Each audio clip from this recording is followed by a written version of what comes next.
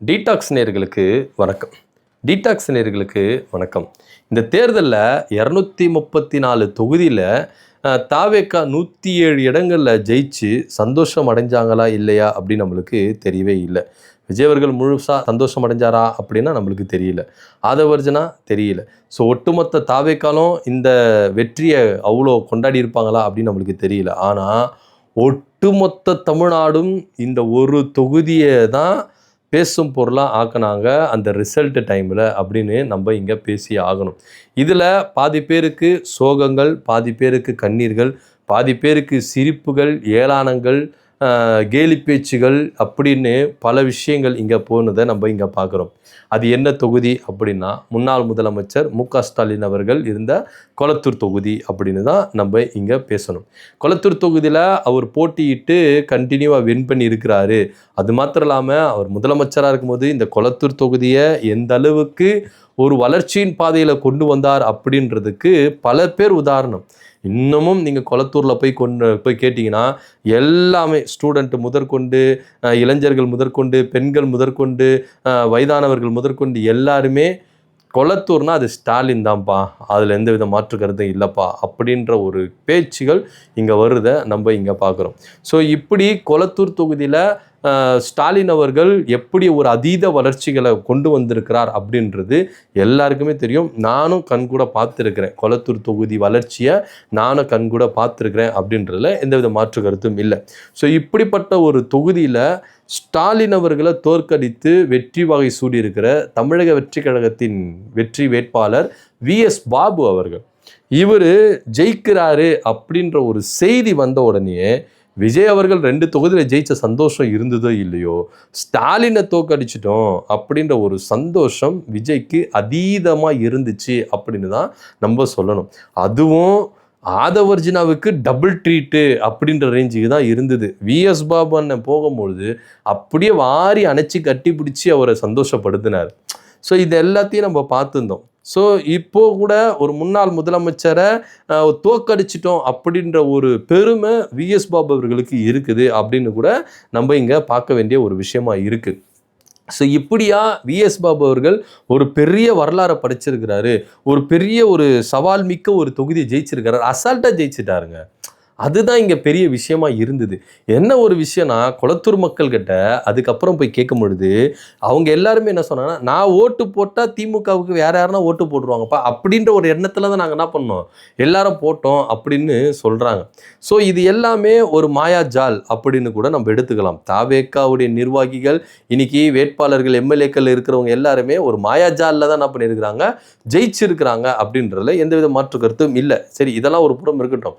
இப்போ என்ன அப்படின்னா, அதாவது முன்னாள் முதலமைச்சர் மு.க. ஸ்டாலின் அவர்களை தோற்கடிச்சிட்டு ஒரு கம்பீரத்தோட அவங்க பனையூர் அலுவலகத்துக்கு போகும்போது எல்லா வேலைகளும் நடந்திருக்குது. அதாவது யாருக்கு என்னென்ன அமைச்சர்கள், என்னென்ன துறைகள், எத்தனை அமைச்சர்கள் நியமிக்கணும் அப்படி இப்படின்ற பேச்சுவார்த்தை நடத்திட்டு இருக்கும்போது இவர் கன்ஃபார்மாக என்ன பண்ணியிருக்கிறாரு, உறுதியாக இருந்திருக்கிறார், நம்ம மினிஸ்டர்பா, அதில் எந்த வித மாற்று கருத்தும் இல்லை அப்படின்னு ஒரு மினிஸ்டர் தோரணிலேயே என்ன பண்ணியிருக்கிறாரு, பேசியிருக்கிறாரு. தொகுதிக்கு வர்றது, அவங்களோட ஆதரவாளர்கிட்ட பேசுறது எல்லாமே பக்காவாக செட்டில்மெண்ட் பண்ணியிருக்கிறார். ஏன்னா ஸ்டாலினே தோக்கச்சிருக்காருப்பா, அப்போ இவருக்கு அவர் அங்கீகாரம் பண்ணணுமா இல்லையா, அவர் அப்படியே உயர்த்தி வைக்கணுமா இல்லையா இப்படின்ற ஒரு எண்ணம் தாவேக்காவில் இருந்த எல்லாருக்குமே இருந்தது, இன்க்ளூடிங் விஜய் அவர்களுக்கும் இருந்தது அப்படின்றதான் உண்மை.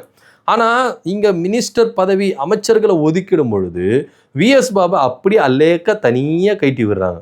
நீங்கள் ஸ்டாலினை தோக்கடிச்சாலும் உங்களுக்கு அமைச்சரவையிலலாம் இடம் கிடையாது, கொஞ்சம் வெயிட் பண்ணுங்க அப்படின்னு சொல்லிட்டு ஆரம்பத்தில் 9 அமைச்சர்கள், அதாவது விஜயோட சேர்த்து 9 அமைச்சர்கள் இங்கே பதவி பிரமாணம் பண்ணிக்கிறாங்க.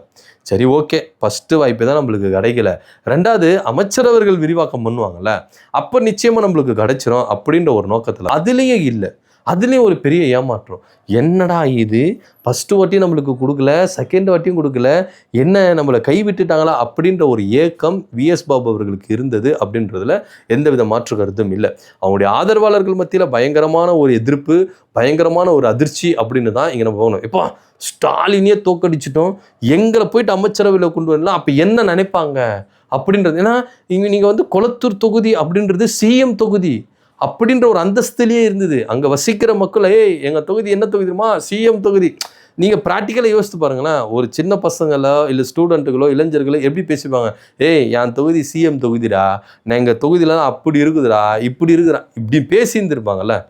நீங்கள் இறங்கி வாங்கலேன், மக்களோட மக்களை ப்ராக்டிக்கலாக இப்படி நடந்திருக்குமா நடக்காத ஒரு கான்வர்சேஷன் நடந்திருக்கும், எல்லாருமே பேசியிருந்துருப்பாங்க. இப்போ கூட தான் எங்கள் தொகுதியில் என் பையன் கூட இருந்து நான் சொல்லுறேன், அப்பா நம்மளது வந்து பெரம்பூர் தொகுதி வந்து சிஎம் தொகுதி இல்லைப்பா, சிஎம் தொகுதி இல்லைப்பா அப்படின்னு கேட்டேன். ஸோ இந்த மாதிரி பசங்களுக்கு ஒரு சிஎம் தொகுதி அப்படின்னா ஒரு கெத்து ஒரு அந்தஸ்து அப்படின்னு பரவலாக மக்கள்கிட்ட இருக்கிறது உண்மை.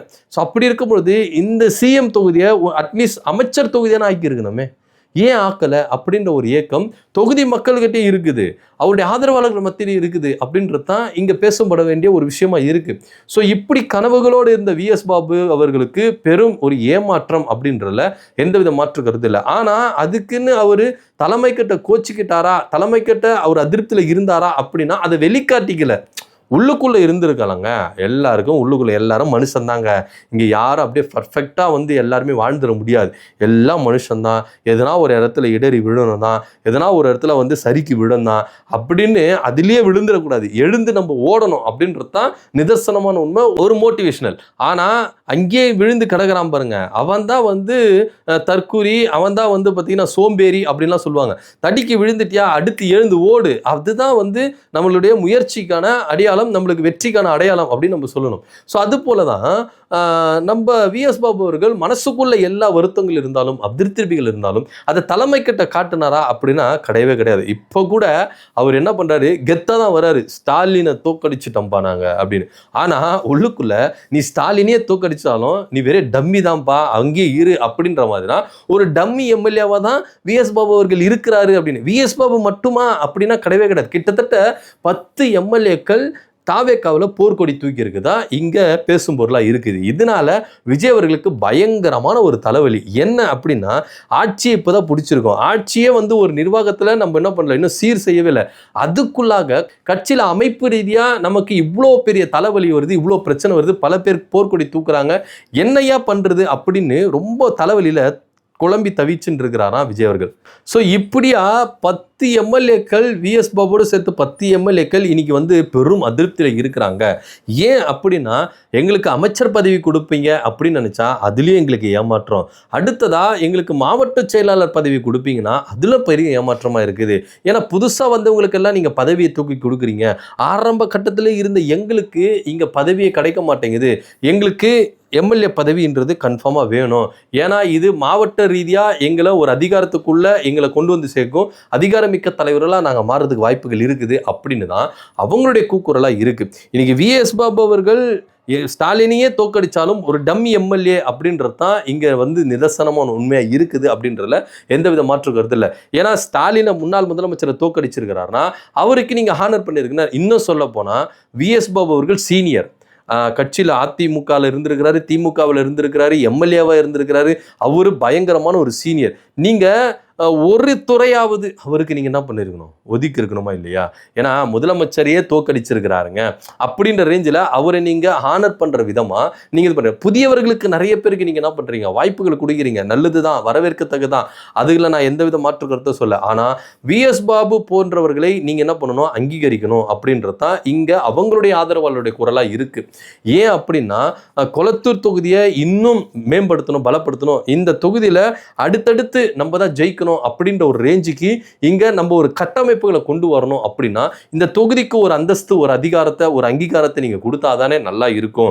ஸோ இப்போ நீங்க வந்து அவர் டம்மியா உட்கார வச்சீங்கன்னா அவர் எம்எல்ஏ அப்படின்ற ஒரு ரேஞ்சில் தான் அந்த தொகுதி மக்களுக்கு செய்ய முடியும். ஒரு அமைச்சர் தொகுதி அப்படின்ற ரேஞ்சில் எப்படி நலத்திட்டங்களை செய்யணும், எப்படிலாம் பண்ணணும் அப்படின்ற ஒரு ஆசை அவருக்கு இருக்காதா அப்படின்னு தான் இங்க அவருடைய ஆதரவாளர்கள் இங்க தெள்ள தெளிவாக சொல்றாங்க. ஏதோ புழுக்கல்ல மாட்டிக்கிருச்சு, ஒரு ஜாக்பாட் அடிச்சிருச்சு, ஒரு மாயாஜாலில் ஒரு வின் பண்ணிட்டார், அடுத்த தடவை இந்த மாயாஜால் ஒர்க் அவுட் ஆகுமா, இந்த வேலைகள் ஒர்க் அவுட் ஆகுமா அப்படின்றதான் ஒரு பெரிய கேள்விக்குறி. இப்போ கூட கொளத்தூர் தொகுதியில் விஎஸ் பாபு அவர்கள் ரிசைன் பண்ணிட்டு இடைத்தேர்தலில் நின்னார்னா கன்ஃபார்மாக தோப்பார் அப்படின்றதுல எந்த வித மாற்று கருத்தும் இல்லை. ஏன்னா ஸ்டாலின் அவர்களுக்கு இப்போ மக்கள் வந்து உணர்றாங்க, இந்த மனுஷனை நம்ம தோக்கடிச்சிட்டோமே, இந்த மனுஷனுக்கு நம்ம வாக்களிக்காம விட்டுட்டோமே அப்படின்ற ஒரு குரல் இன்னைக்கு கொளத்தூர் தொகுதியில் எழும்புது அப்படின்னா அதில் எந்தவித மாற்று கருத்தும் இல்லை. ஸோ இதெல்லாம் உணர்ந்து தலைமை விஎஸ் பாபு அவர்களுக்கு ஒரு அங்கீகாரம் கொடுக்கணும் அப்படின்னு தான் விஎஸ் பாபுடைய ஆதரவாளர்கள் இங்கே பெரும் கோரிக்கை வைக்கிறத இங்கே நம்ம பார்க்குறோம். இது தவிர்த்துட்டு எம்எல்ஏக்கள் போர்க்கொடி தூக்கியிருக்கிறாங்க. இந்த போர்க்கொடி தூக்குனதுனால விஜய் அவர்களுக்கு இது ஒரு பெரிய தலைவலியாக இருக்குது. சரி, ஆட்சியை தான் இந்த அளவுக்கு ஸ்மூத்தாக நடத்திட்டு போகலாம் அப்படின்னு பார்த்தா அமைப்பு ரீதியாக கட்சிக்குள்ளே நம்மளுக்கு ஏகப்பட்ட தலைவலி வருது. அப்படின்ற பட்சத்தில் இது ரெண்டுத்தையும் விஜய் அவர்கள் எப்படி சமாளிக்க போகிறாரு அப்படின்றதான் இங்கே பார்க்க வேண்டிய ஒரு விஷயமா இருக்குது. இதை பற்றியோட கருத்து அப்படின்னு கீழே கமெண்ட் பண்ணுங்கள். நன்றி, வணக்கம்.